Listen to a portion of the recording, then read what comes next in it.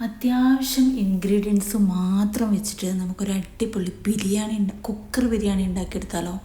കുട്ടികൾക്കൊക്കെ പെട്ടെന്നൊരു ബിരിയാണി തിന്നണം എന്ന ആഗ്രഹം കൊണ്ട് വന്നു കഴിഞ്ഞാൽ നമ്മൾ വീട്ടിലൊരു സാധനം ചില സമയത്ത് ഉണ്ടാകത്തില്ല. അപ്പോൾ കയ്യിലുള്ള സാധനങ്ങൾ വെച്ചിട്ട് നമുക്കൊരു അടിപൊളി കുക്കർ ബിരിയാണി, ടേസ്റ്റിലൊന്നും അധികം വ്യത്യാസങ്ങളൊന്നുമില്ല കേട്ടോ. അപ്പം നമുക്ക് എങ്ങനെയാണ് ഈ കുക്കർ ബിരിയാണി ഉണ്ടാക്കിയെടുക്കുന്നത്? വെറും 5 മിനിറ്റ് മാത്രം മതി.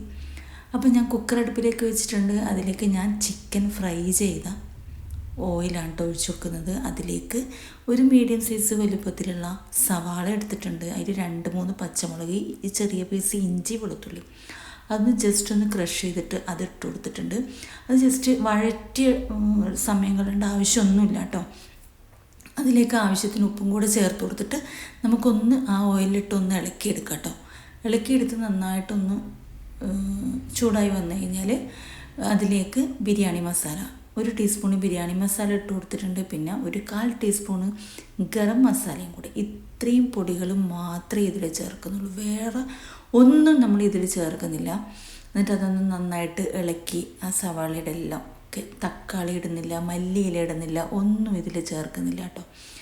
എന്നിട്ട് അതൊന്ന് ജസ്റ്റ് ഒന്ന് ചൂടായി വന്നു നമ്മൾ അരി കഴുകേണ്ട നേരം കൊണ്ട് നമുക്കിത് ഇതാക്കിയെടുക്കാം കേട്ടോ.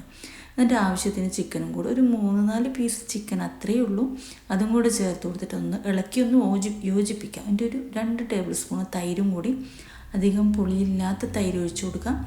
ആ തൈരും കൂടെ ചേർത്തിട്ട് ഒന്ന് ഇളക്കിയെടുക്കുക. പിന്നീട് നമ്മുടെ അരി കഴുകി നന്നായിട്ട് വാഷ് ചെയ്തതിന് ശേഷം അതും കൂടെ ചേർത്ത് കൊടുക്കുക കേട്ടോ.